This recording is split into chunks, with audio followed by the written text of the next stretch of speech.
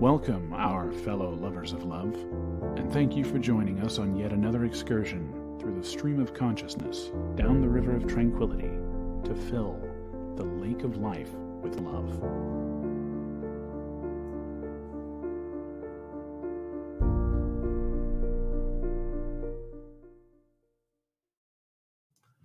Good evening, our fellow lovers of love. Thank you for joining us this evening. My lubby has put together a night of food, apparently. And I don't know, because while I did put the show and input everything, I didn't read any of it. I've been busy today. I was dealing with, political conventions and all that kind of stuff in town. And all that goes with that. So it's a good thing, actually. Food is a good subject, because that way you can carry the show, and I don't have to say I don't know, because I don't taste food the same way everybody else is. So having me in this discussion about food is kind of like like an appendix. I'm kind of just there. But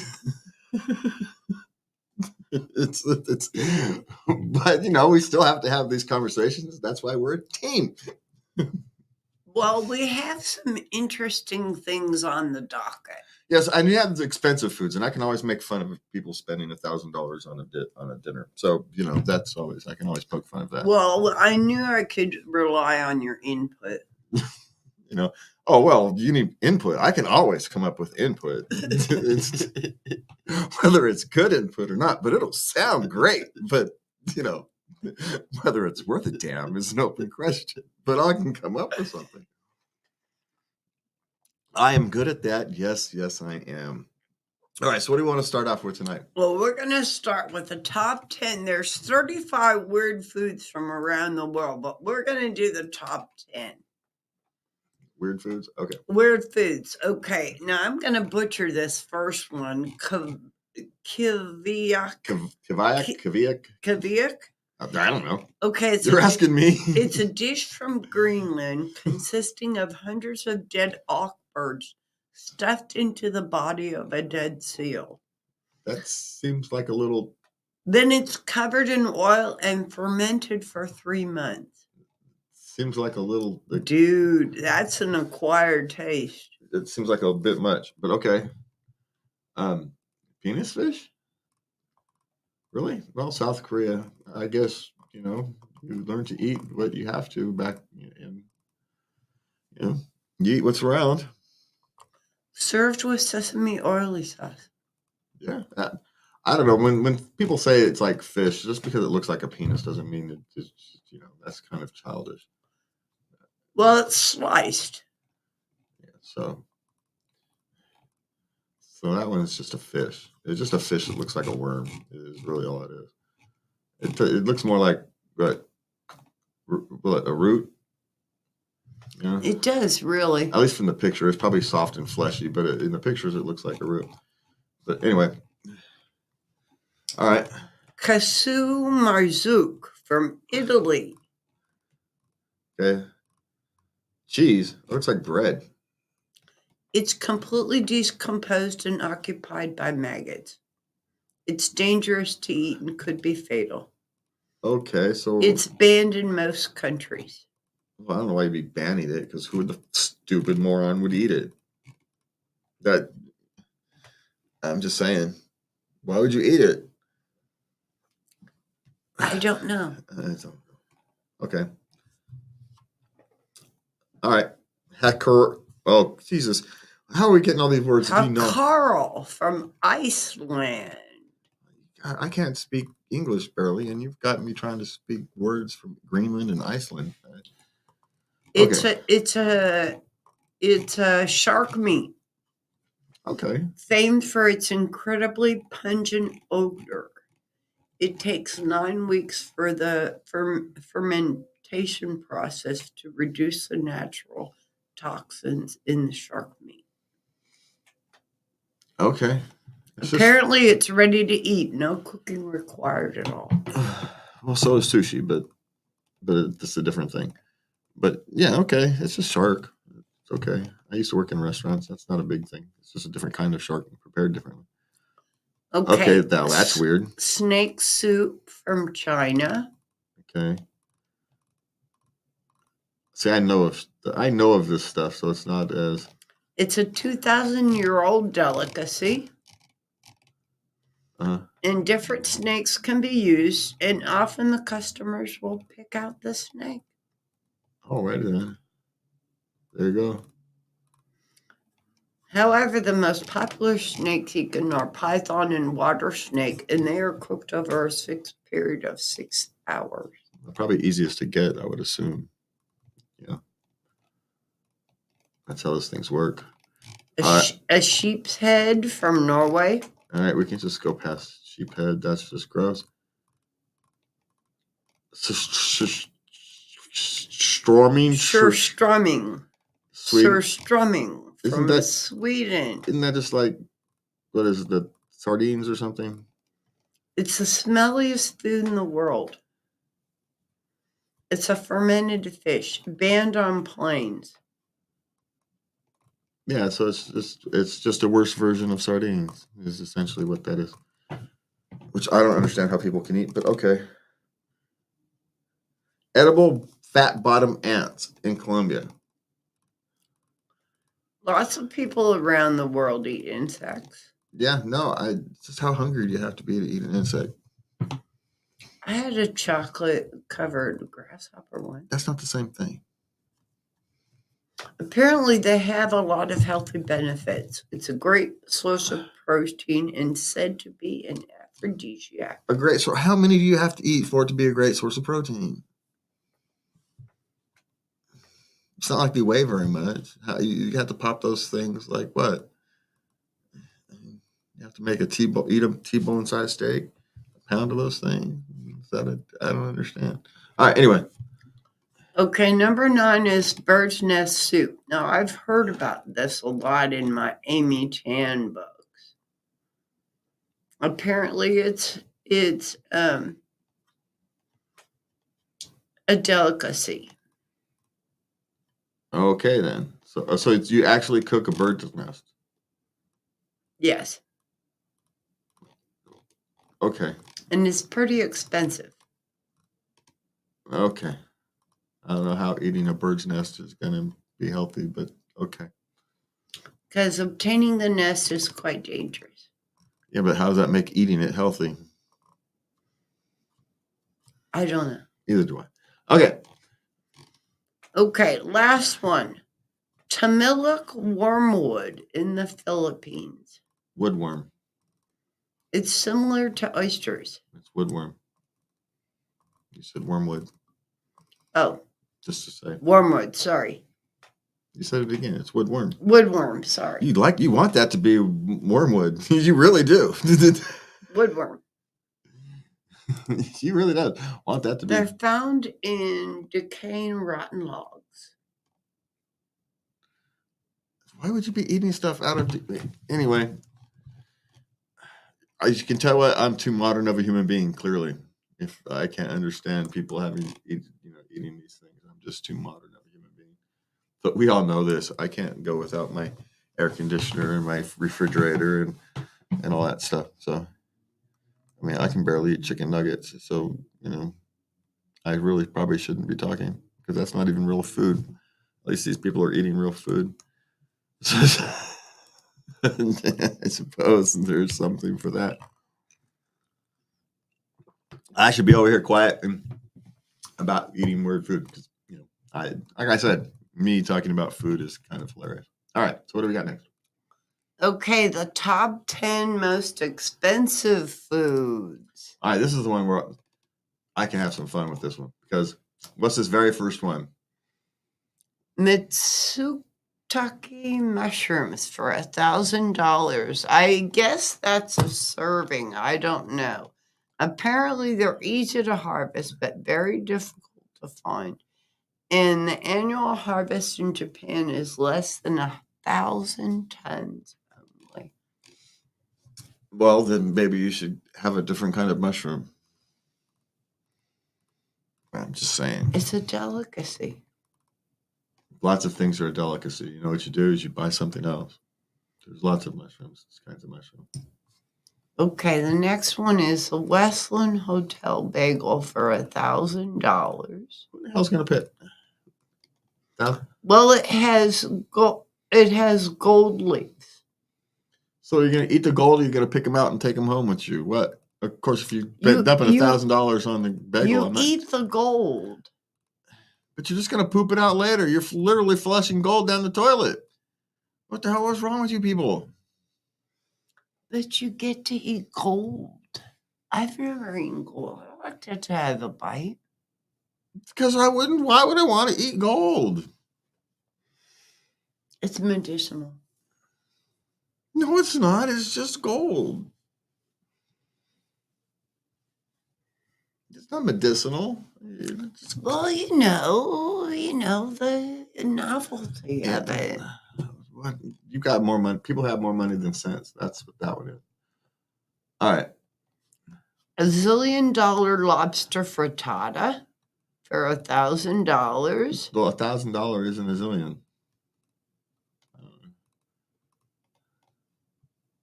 So I don't understand. They had lobster claws and 10 ounces of Sevruga caviar into 6 eggs.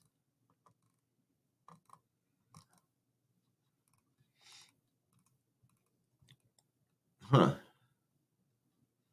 But but how is it $1 zillion lobster for $1,000? There's something weird about the marketing. All right. The full version of the frittata has only been sold about 12 times. Well, yeah. I'm surprised it's been sold that often. Okay.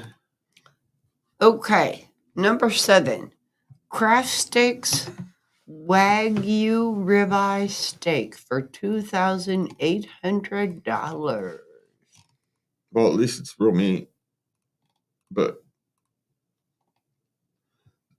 right, you're gonna pay Wagyu beef. $2,800 for because of high omega-3 and omega-6 fatty acids.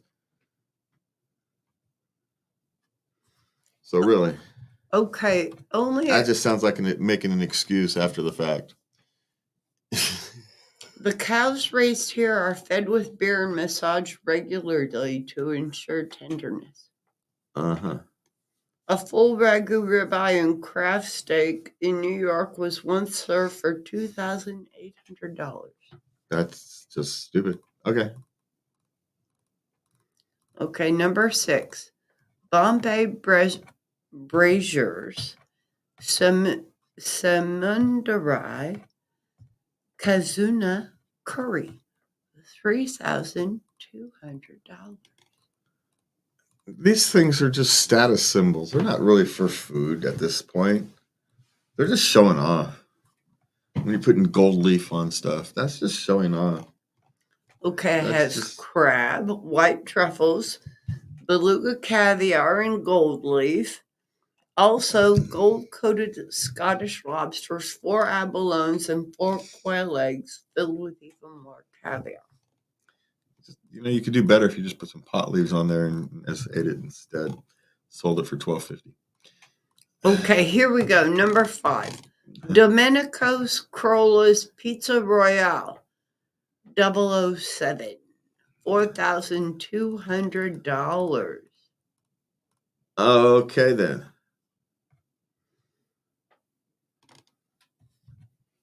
You're crazy if you're paying that. It was a 12-inch pie filled with lobsters marinated in cognac, caviar soaked in champagne, tomato sauce, Scottish smoked salmon, prosciutto, venison medallions, and vintage balsamic vinegar.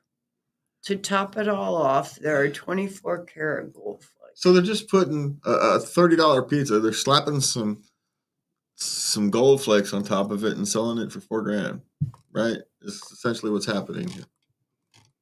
Yeah. All right, sure, why not? Who's buying this stuff? That's what I want to know. Okay, Rock stars. Rock stars. Denzuko, okay, number 4. Denzuko black watermelon, 6,100. Okay. Okay, it's a rare item. It's only grown on the island of Hokkaido in Japan. A harvest will typically yield only a few dozen fruits. All right. Apparently, the level of sweetness is incomparable. Yeah, but I just don't understand that you can't get something that's, even if you think it's the best watermelon in the world, why you could get the second best one for a third of the cost. Why would you do that? Because it's not the best. It's a watermelon. How often do you need? I don't, clearly you can't get often because there's only like 12 of them a year. So, well, a few dozen. Okay, so there's 60 of them a year. Anyway, Yeah, and you get to be that special one who gets to have this rare item. but you know what? The rest of us don't care. So it's not even a status symbol because we don't care. We're going moron. So No, it's for the pure enjoyment. you know what? Money has to be redistributed through the economy somehow. So knock themselves out.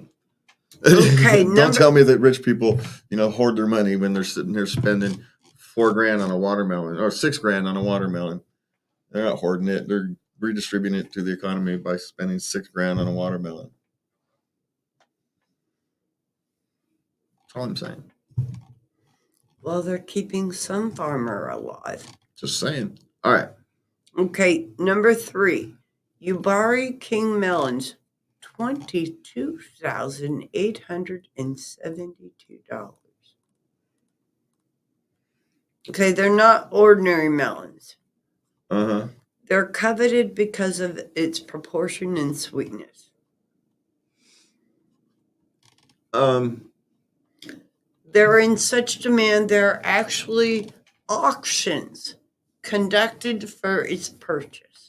They're just a cantaloupe. I can see the picture. It's just a cantaloupe. That's it. Okay. Caviar, fish eggs in a black goo. $25,000. The Almas caviar is an extremely rare item from Iran. That's why it costs so much money. Well, because you got to smuggle it out of Iran. So that's why. Okay, number 1. Uh-huh. The most expensive. Uh-huh. Italian white Alba truffle, $160,406. Again, at least they're redistributing their money, right? It's not sitting in a bank account somewhere. Everybody along the chain got rich off of that one. The guy who served it, the guy who bagged it, the guy who found it, the guy who drove it there in the truck, and everybody got paid good money for that deal. So okay, knock themselves out. Why can I complain? But if you want to complain, you can send me and Lovey love letters at love@latenightLove.us. I almost said that wrong, but in fact, that slipped that one in right there. See how it's very smooth. Smooth. Yeah, very, very smooth. Even though you don't complain, send love letters. We don't like complaints. Well, we'll take them. Yeah. Constructive We criticism. listen. Unfortunately, listening gets me in trouble. I just want to point that out. If I wasn't such a good listener, I wouldn't be in trouble. Just saying. All right. So what do we got? Okay, now we're going to talk about the top 10 most popular foods in the world. Okay, this is actually going to be an easy one because they're getting really generic, right? First is wheat. Yeah. And this is 18.5%. This is what we're going to talk about, what the ordinary people eat now. Wheat is breads and pasta, noodles. Wonder bread. Okay, number 2 is rice. I thought rice would be number 1. Yeah, well, but the total for global human calories is 18%. Well, because rice doesn't have a high calorie count, so that's the difference. Mm-hmm. And so anyway. Okay, apparently basmati is very popular. corn, which is a surprise because it's considering corn was really only grown in the North America. And the corn is at 5%. Yeah, and that's just eating. Human calorie intake. You know how much corn we grow for fuel? Corn is a wide variety crop. Tacos. Pork. Now, this would surprise me that pork is ahead of beef, but okay. Just a surprise. 4% of the total calorie intake. Mm-hmm. Potatoes. Good old potatoes. French fries. All those French fries we eat here in America is finally doing something good. And that's at 2%. Yeah. French fries. Did you know China is one of the top 5 leading producers of potatoes? No, but come to think of it doesn't surprise me. Potatoes are relatively easy to grow. Okay. Poultry. Chicken. That's at 2%. And apparently USA is one of the top leading. Yeah. KFC. Okay, number 7 is cassava. Uh-huh. What is that, just a root? Yes. That's surprising, to be honest. You'd think that you'd have to eat much more of it. That's 1.3%. Yeah, I know. You'd think it would. I wouldn't. How many people are eating roots? Man, apparently it's more than I would assume. Grown in Nigeria, Thailand, Congo, Brazil, Indonesia. Yeah, you wouldn't think. But then again, apparently you can deep fry it. Cassava cake, kebab. That's what happens when you sit here in the first world problems and you don't think about eating root. You see it in the grocery store, but you don't think anyway. I don't. I don't either. So it is what it is. Beef. It's what's for dinner. That's 1.3, and apparently USA is big. Yeah, USA loves its beef. Eggs. They separated eggs from poultry. Well, it's separate. Well, chicken flesh and chicken eggs are 2 different things. No, there's still poultry. Eggs is 1.2%. Yeah. China, USA, Indonesia, India, and Mexico, top 5 producers. Now, I don't even know what this is. Sorghum? It's a grain. Okay. 1% of the total human calorie intake. And apparently USA is one of the top producers. I would have thought fish would have been on the list. Or maybe some vegetable. I guess corn was on the list. I mean, I guess that counts as a vegetable. But it was a little surprising. Now, let's talk about the 10 most popular foods in America. Oh, well, this is just going to be a long list of junk food.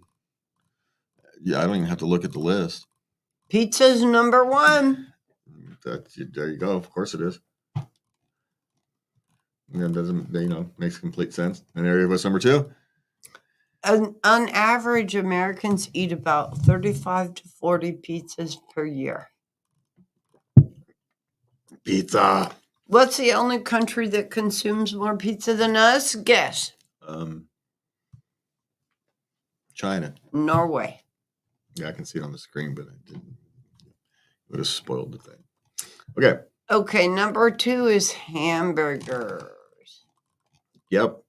All the McDonald's, Burger Kings, and, there's a lot of hamburgers. Americans consume the most hamburgers, about 50 billion burgers. Billion. Yeah, that's where all those beef comes from. With the average person eating about 150 burgers a year. beef and wheat, by the way, in those burgers. You get beef and wheat. So Hamburgers and cheeseburgers make up about 71% of the commercial beef sold in the United States. fried chicken. Next is list. We got fried chicken. So, there you go. KFC. We consume 8 billion chickens per year, which is about 24 to 65 whole chickens per person. Nuggets. Sorry. Tacos. Taco Tuesday. They've been around literally for thousands of years, but they didn't come to America until the mid-1900s. Mm-hmm. Americans collectively eat 4.5 billion tacos per year. Do you know why Americans like taco? And it's the same reason we like hamburgers and pizza. I'll tell you why. It's easy to eat. You don't have to do anything. You just eat them. You get to be kind of antisocial when you eat them. Eat them with your hands. You can make a big old mess. It's all kind of fine. You don't have to be all cute. And you can't. You eat pizza and a hamburger, and there's no way to eat it classily. You just have to eat it. And that's why Americans like it. We're too lazy to eat, fancy food. Okay, maybe I'm speaking for myself, but... well, I've noticed all these you eat with your fingers, yes. Yeah, there's, French fries. French fries are number 5. There's those potatoes again. The average American eats 30 pounds of French fries per year. Mm-hmm. That doesn't surprise me. Lots of potatoes. Hot dogs. Apparently, French fries, or a very early version of them, came to America via Thomas Jefferson, who published the first recorded recipe for fried potatoes in the early 1800s. Okay, number 6, hot dogs. Hot dogs. Of course. Yeah, again, see, we still haven't had anything that needs a utensil. I mean, the closest thing to needing a utensil is this knife to cut the pizza. Apparently, hot dogs have been to space. There you go. Hot dogs are a staple, of course, 4th of July, where the country consumes about 15 million on that day alone. 150 million, excuse me. Yeah. Okay, Oreos, for crying out loud. Well, again, not a single thing has needed utensils yet. So, yeah, of course, why would not Oreos? Oreos are great. Grilled cheese. There you go. Again, no utensils. There, you see, there's a pattern going here. It's just grilled cheese is just a sandwich, just a hot cheese sandwich. No utensils. Americans eat a whopping 2.2 billion grilled cheese sandwiches yearly. Okay, now listen to this one. You get all the way down to number 9. You finally get something that needs utensils, and you know what it is? Mac and cheese. The least utensil-y food of the utensil food. It's mac and cheese. It's a children's food.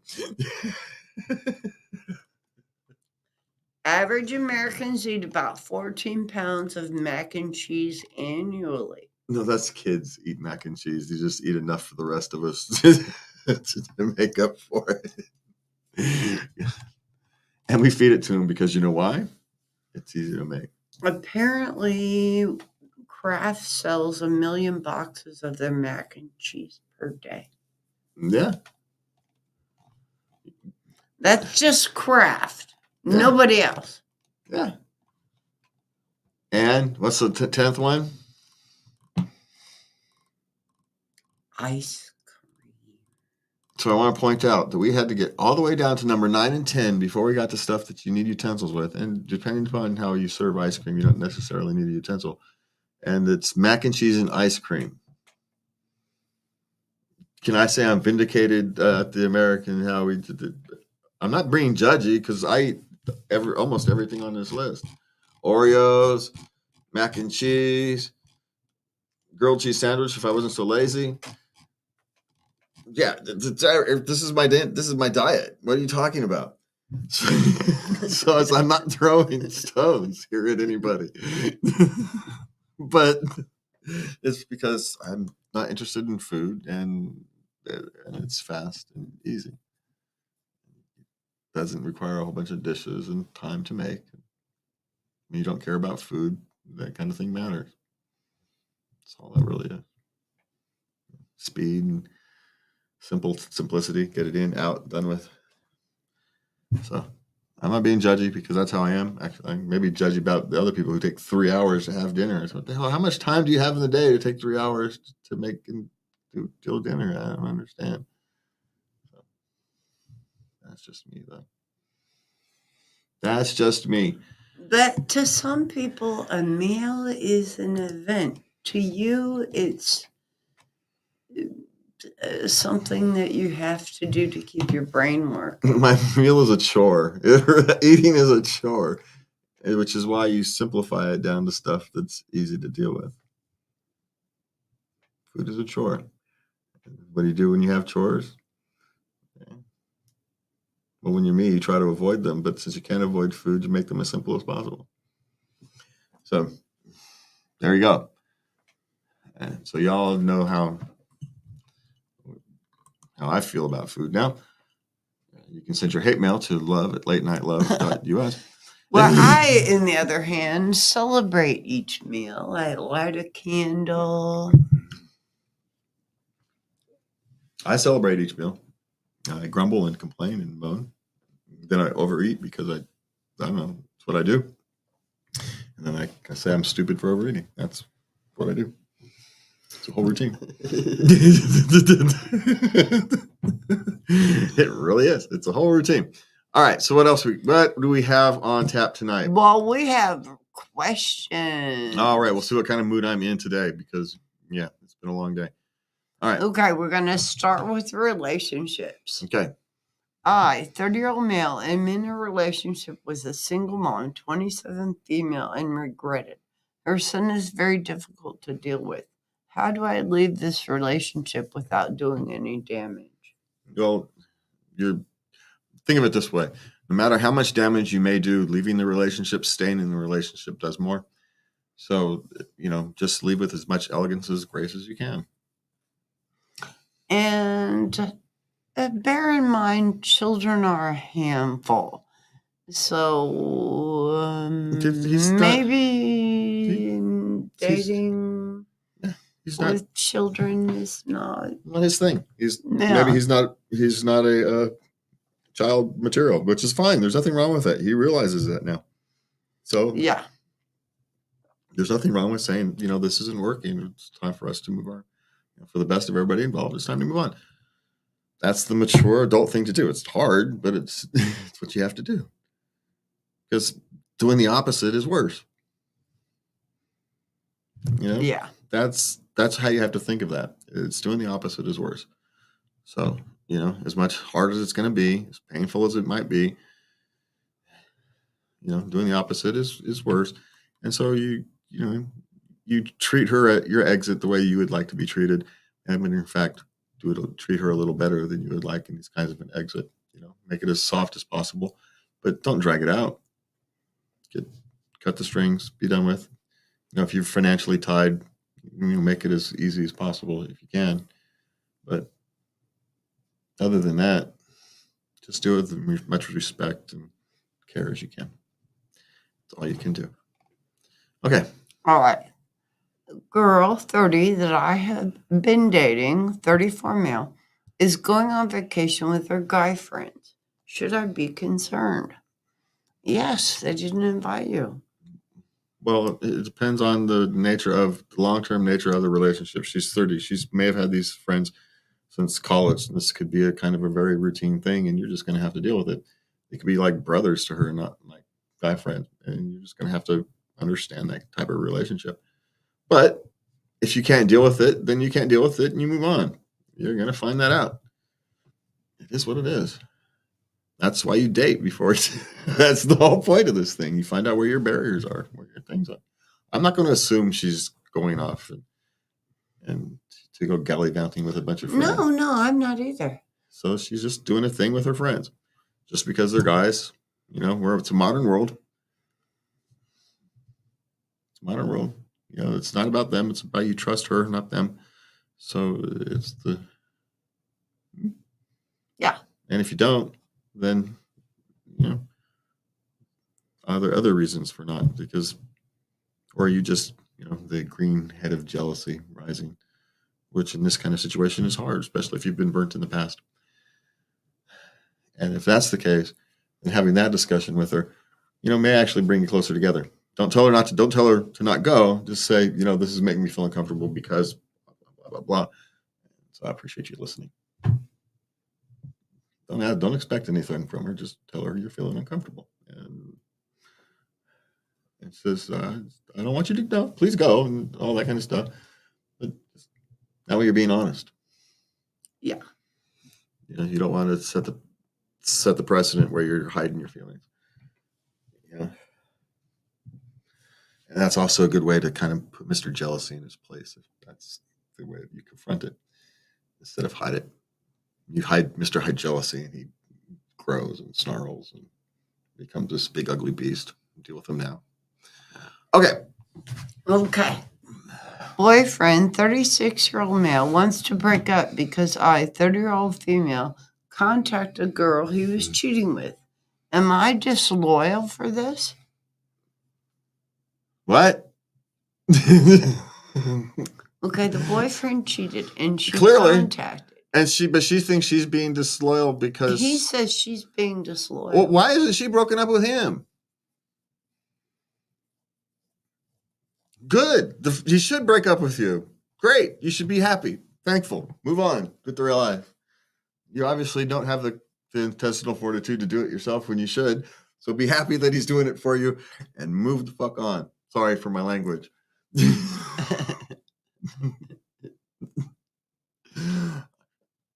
I can... Clearly, you are not your best self with him either. Yeah, you clearly... And clearly you have some work to do on your self-esteem because you don't... And something has happened is wrong with you. If you think you're being disloyal for dealing with someone cheating on you. Now, contacting the girl you're cheating with instead of dealing with him is another issue. But that one you can work out with your therapist. Please go find one for yourself. It's not a mental health. This is kind of you developing habits that you need to learn to break now. So start breaking now. It's going to take years, but you'll be better off. So let him break up with you. Let him say, okay. Are you being disloyal? To who? Yourself? Your first loyalty comes to yourself. So, no, you're not being disloyal. You only went half the way, though, with that. You're blaming the person he was cheating with, not him. And you still accepted responsibility for his behavior by even asking this question. And you should actually seek help for that. Someone help you understand why you're doing that. Long term. Yes. Short term is get away. Go. Run. Yeah. Yeah. Well, you don't have to run, but it is time to fold them and walk away. Class and dignity. Right? Yes. Yeah. All right.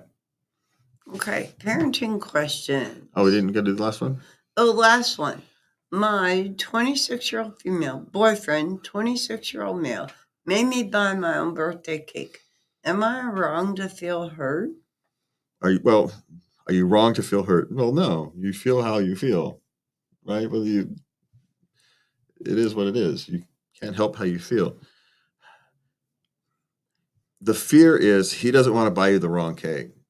And so would rather get in trouble for making you buy your own cake than buying you the wrong one. Right or wrongly. We're not saying it's smart, but it's the way we are. And so, you have every right. Not only do you have every right, you should kind of feel hurt. But at the same time, when you're 36, you're just going to buy your own cake anyway. You're just going to do it, and you won't be hurt anymore by it. So it's one of those things. You're in the transition period of your life where these kind of small emotional gestures mean a lot. And then later in life, you'll come to realize it's not as important as it feels right now. But your feeling is valid. Your feeling is valid. Now, how to get him to buy you the cake? I don't know. That's a tricky one. He might be one of those people like me. Is the minute you ask him to buy the cake, he's going to kind of resist, simply out of nature. So, my suggestion would be to, as you have suggested, look for his love language in other places. Yes. That would be my suggestion. He can't show you his love there, but my guess is he shows you his love in other places. And if he doesn't, well, then that's the problem, not the cake. If the cake if the cake is symbolic of something bigger, then okay. But the cake by itself, you have every right to feel how you feel. It's completely valid. But maybe it's out of his reach at the moment. So look for love other place else's. If it's not there, then you've got a different problem. That would be mine. Because I don't want to take any one thing and make a big deal out of it. So because it could just be he's socially awkward, has no idea what kind of cake it is. He can never remember what cake you like in the first place. What color is your favorite? Oh God, this is the whole big thing. And then you got to go to the thing and order a cake. I don't know how to do that. I've never ordered a freaking cake before. And oh, can I just pay for it, please? Yeah, I can see how you can get there. Especially at 26, right? You've never done it before. You don't know what to do. And rather than call your mother or your sister or your best friend, or his girlfriend's best friend, and have him walk him through it like a baby. He's 26. You don't know how to do that yet. At 50, you just say, what kind of cake you want? You call up your daughter. What the hell kind of cake does your mother like again? Can you do me a favor and call the store and order? I get the wrong one. Can you do me the favor? That's what you do now, right? That after you just admit that you're dumb and ignorant, and people help you.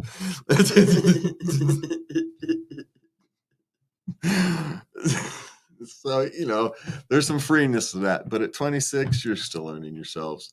So be hurt, but try not to be hurt too long. He probably doesn't mean it the way you're taking it. Or he's an inconsiderate lout, and you're better off with someone else. But I'm hoping for the first. What, am I wrong over there, or are you cold? No, I'm cold. Oh, okay. I'm cold. I'm sorry. Yeah, it gets cold out here. Okay, no, I'm wearing 2 shirts, so I'm prepared for the coldness of the garage. All right, of the studio. We'll call it's a studio. It's a studio. Yeah. Okay. Parenting questions. Okay. Okay, single dad, and I think I have to dump my girlfriend. We went on vacation and it didn't go well for her. Now she says she doesn't want my son in her life. What do I do now? You move on. You move on. You could date her, but she won't be a part of your life. Yeah, it's always going to have this weird separation. And, maybe figure out what didn't go well. It's hard to know when you say it didn't go well, what that actually means. Well, I read the full thing. It was too long. She had unrealistic expectations of a 7-year-old. Oh, and it's a 7-year-old son. So my guess is, again, just like that earlier, he wasn't prepared to be that kind of a role. She's not prepared to play that kind of a role. Sometimes that's the way it goes. That's why you date and you find out these things before you make too large of a commitment. And if she's willing to kind of make you choose between your son and her, it's an easy choice.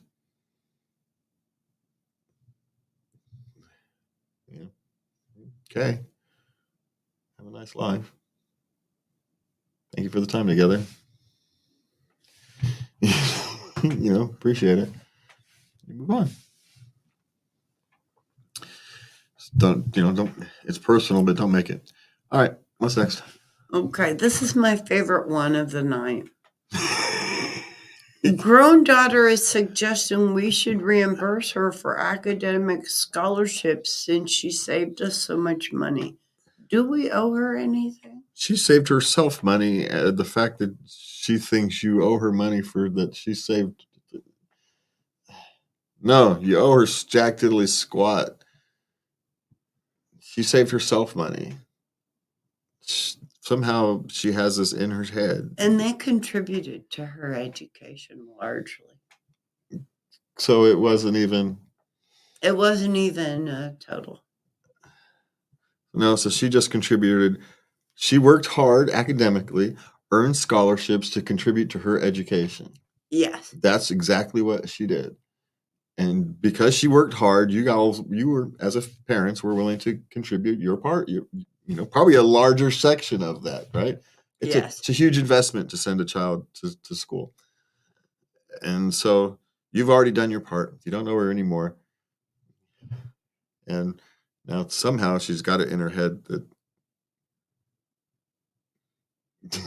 she's entitled. She should be rewarded for her brain. She was. She earned scholarships, and her parents paid for the rest of her education. That's called the reward. Supposedly left college smarter. There's some suggestion of the fact that maybe you should go knock on that university's door and demand some rebate because you clearly didn't teach her about responsibility. But maybe you guys have to look in the mirror as parents and say, okay, what happened here? How did our daughter become this entitled?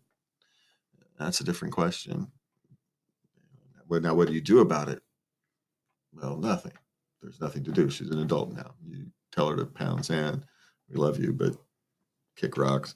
You're insane. Sometimes love hurts, and it's going to hurt her for a little while. But she'll come back. She'll realize the world has a way of straightening you out in these kinds of things.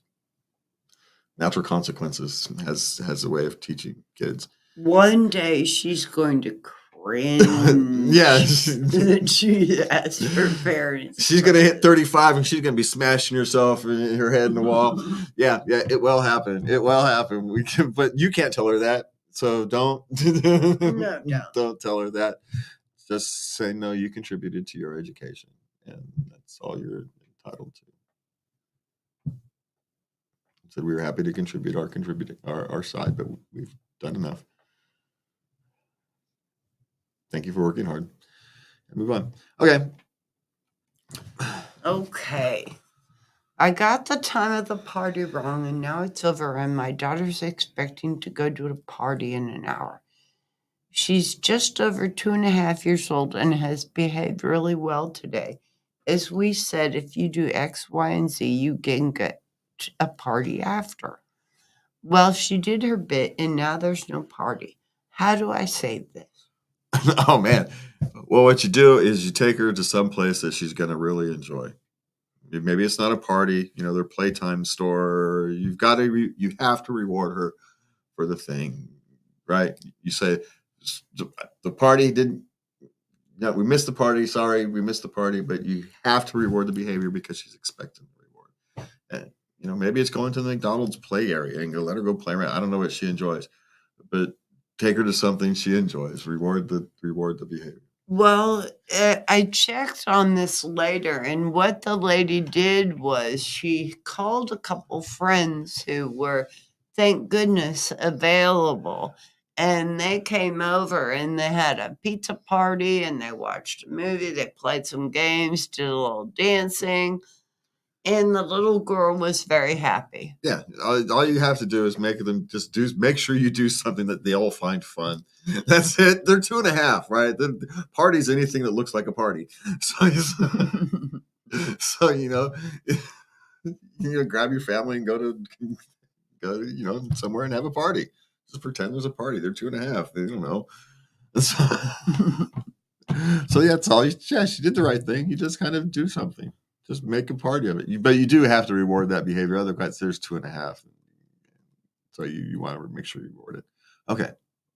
Okay, yesterday my daughter, 3 years, 4 months, randomly bit me hard in the arm. I cried aloud at her to stop and moved her away from me. Then I told her that she really hurt me and told her not to bite me again. Today she bit me 2 more times. How do I get her to stop biting? This is a tough one because what the biting is, it's a cry for attention. She's wanting attention from somewhere. And, maybe it's an unrealistic call for attention, or maybe not. Maybe there's a change in the house at the moment and she's unnerved and that's her way of expressing it. But whatever it is, she's looking for attention. So the solution to that is to figure out what she needs and solve that problem. And just keep doing what you're doing. Is you can't reward the biting, but you can solve the underlying issue. And she's 3.5. She can't, tell you. And so you're just going to have to kind of go play Sherlock Holmes and figure this one out and intercept it before it happens. Because that's what that is. It's attention. She's seeking attention. And maybe it's just changing. She kind of takes care of herself now for a little while. And so you go off and do some cleaning or something, and she just wants you there. And so, if that's the case, it's a phase. It'll pass. But as long as you keep Reinforcing ow, it hurts me. Please don't hurt me. Yeah. And what you may want to do is learn to watch when it's coming, intercept it before she actually bites you. There's 3.5. They're not that fast. So she's catching you off guard, clearly. And so you just have to be more attentive and it won't last that long. No, this is a short phase. It's a short phase, but the real solution is to find whatever's unnerving her, whether it's a lack of attention or a change in the household routine, whatever it is. That would be my suggestion, to look for that and deal with the underlying issue. Okay, we have some work questions. Can one ask for salary expectations via email? When you're as the employer side or employee side? Employer asking for a salary? Well, you can, but you're putting the employee person in an uncomfortable position of trying to value a job that you already damn well know what you value it. You know what your salary range is. You know that's a highly experienced person, you'll pay this much. Someone who you might need more training but is smart and energetic, you'll pay this much so they can grow into the role. You know that. So why wouldn't you just tell them that? Why are you trying to be cagey? Why are you trying to save a couple $1,000s a year on someone who you want to be loyal and work hard for you? Just be honest with them. That you know what the salary is for that role. So tell them you shouldn't. You're looking at the wrong way. Be more ethical in your hiring practices, and you'll have a better company. Okay. What do you guys do during your 30-minute break? I get bored always being on my phone. Okay, eat, go for a walk, get outside, look at some trees. Yeah, I get away from your desk. Read a book. Get away from your desk. Eat, get away from your desk. Take a nap. I used to go and take a nap. You go in there, you eat a sandwich real quick, you lay down, take a 20-minute nap, and you go back to work. People thought you were weird until they started doing it. And so, oh yeah, that helps. Yeah, it really does. Little power nap. Now I did it because, I was stupid and would go to bed late and get up early for work and I'd just be dead tired and I needed the nap to get through the rest of the day. But that's a different issue. But there's lots of things you can do. Study a second language. Whatever it is. Yeah. Listen to a podcast. Meditate for half an hour, for 20 minutes. Pick something. Read a book. If you like books, listen to a book if you're into listening to a book. Audiobooks, yeah. Yeah, just my suggestion is get away from your desk or your workspace.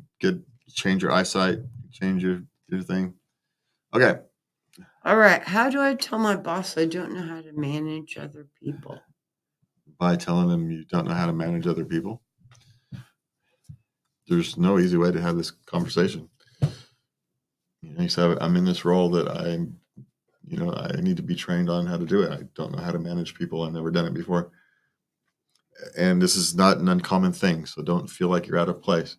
People who are good at a job end up getting promoted to management because you're good at that job. You end up getting promoted to management. Now you're no longer doing the job. You're responsible for the people doing the job. But no one trained you how to be there. They train you how to do the job, but they don't train you how to be responsible for the people doing the job. And so you have to ask for that help. Now, maybe you should have asked for the help before you got into that role. And it's hard to sit there and ask that, hey, I think I might be in over my head. I need some help. But you know what? It's your job. You're responsible for those people underneath you. And in order to do that job properly, you have to ask for the support from the people whose job it is to support you. And they don't know if you don't tell them. It's an uncomfortable and difficult conversation. But part of being that leader is learning to have them.